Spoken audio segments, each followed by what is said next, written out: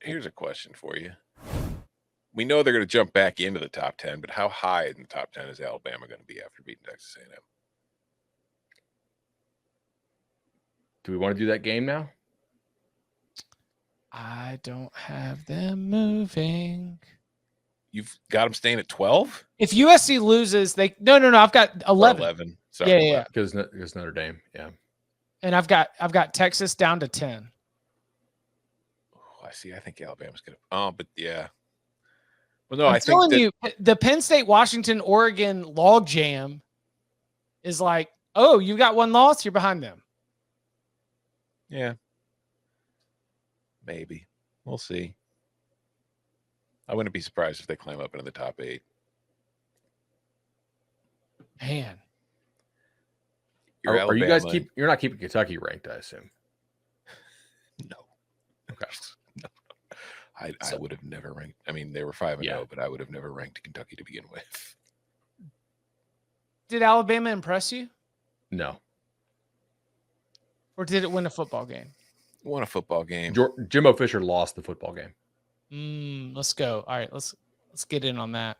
I mean, look, I've covered Jimbo for more than a decade. I've seen him be really, really bad. I tweeted about this over the summer. You guys can actually find it on my Twitter at BudElliott3. I was like, look, you can convince me that Petrino will call this thing, but I cannot wait to see the interaction between these two when it's 4th and 1 from the opposing 45 in a tight game, and Jimbo calls on the punt team, and Bobby Petrino's sitting up there in a booth thinking he's got 4 downs to play with, and he doesn't because Jimbo pulls the rug out from under him.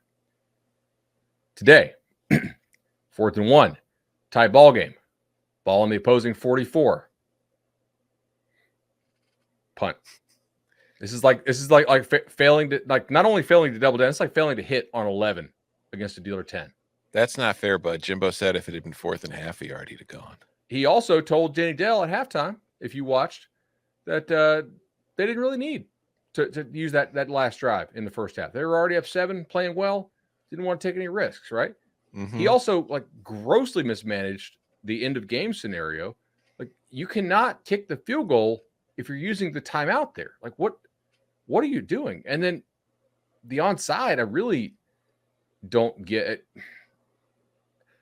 Jimbo Fisher is lucky as hell that Mario Cristobal botched this end of game, because on a play-to-play, drive-to-drive basis, Jimbo's game management today was way worse than Mario's. The result was just not quite as obvious.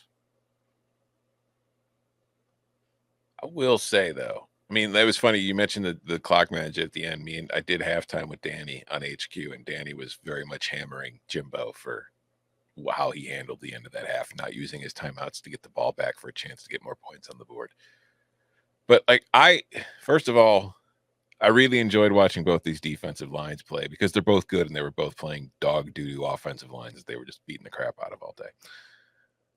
But to his credit, Jaylen Mio played really well in the second half, I thought. He's Jaylen Mio, so there are some throws he's going to miss. And there's one time he missed Burton where he was wide open. He had 20 minutes and a wide open Burton, and he threw about 5 feet behind him. And then the very next play, a very difficult pass to make in the corner of the end zone, he drops an absolute dime in over the coverage, over Burton's shoulder. And it's causing me to think that Jaylen Mio is somebody who, when he's got time and he sees the open guy, he puts so much pressure on himself that he screws up. I can relate, on a golf shot after I hit a perfect drive and I go up to hit my second shot and I shank it for 40 feet off the fairway. Hey, listen, toughest shot in the world is 140 yards out middle of the fairway. Mm-hmm. There's no question about that being true. And I think Jaylen Mio has, he misses those throws. And then when he's not thinking it, it's just, okay, I got to get this ball there. He actually does a better job. But anyways, he finished with 321 yards, 3 touchdowns. Jermaine Burton had 9 catches for 197 yards and 2 touchdowns. Alabama made plays. I think Texas A&M definitely played a role in giving Alabama too many chances, or at least when they had a chance to step on Alabama's throat and end this game, Texas A&M did not take those chances. Alabama got the chances and they took advantage of them. And I think that they made a bunch of plays in the second half to win this game. So I think that it's kind of a halfway thing. I think Alabama did win the game, and I think Texas A&M lost the game. Well, why does everybody who plays against Texas A&M have wide open guys in the secondary? Because their secondary is their weakness. Because their defensive line is tremendous, and that if you're going to do strengths and weaknesses, and DJ Durkin is your DC. I thought Tommy Rees kicked his ass. Honestly, like I mean, you want to force Milrow to hold the ball to go through progressions. Texas did it some, didn't really do that a whole lot. Schemed up a lot of wide open deep shots that he hit. To his credit, I mean, I would expect every scholarship quarterback on the roster to hit a couple of those. Now, he also made some really, really good plays.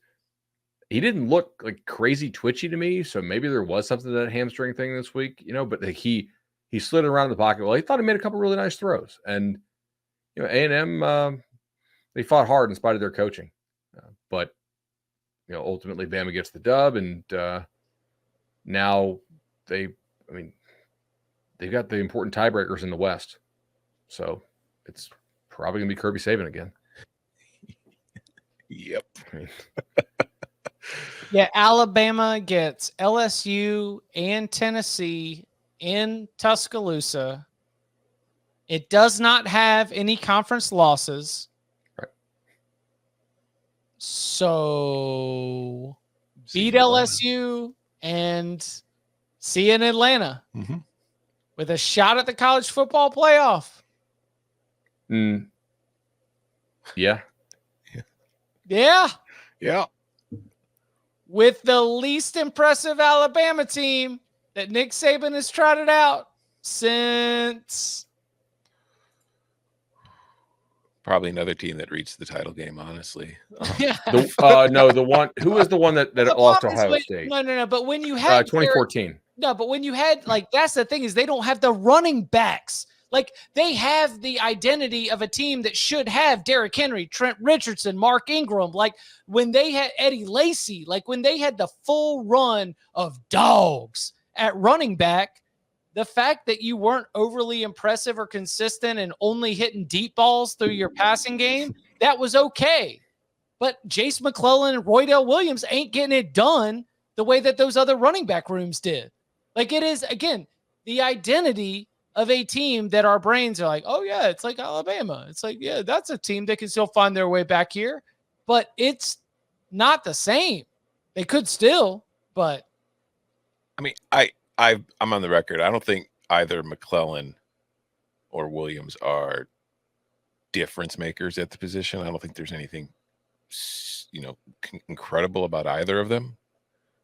But I don't know who would really have a lot of success running behind this offensive line. Oh, okay, fair. I'm sitting here just singling out the running backs, and we could also go back and be like, where is Barrett Jones? You go ahead and trot it out all the way across. It's every week. It's like I keep waiting for Alabama to start blocking people, and every week they just don't. So if 11-1 Alabama beats 12-0 Georgia, do they both get in the playoff and leave very capable and more impressive teams out? No, Georgia would not have a single win over a ranked team. 12-0 Georgia with a lost Alabama. So come on, bud. Kentucky was ranked today. 12-0. Look, if Georgia loses to Alabama, they're not getting in. You're giving your opinion. I'm telling you what I think the college football playoff selection committee's opinion is. Okay, Georgia played nobody in the non-conference. They're going to have 0 wins over ranked teams.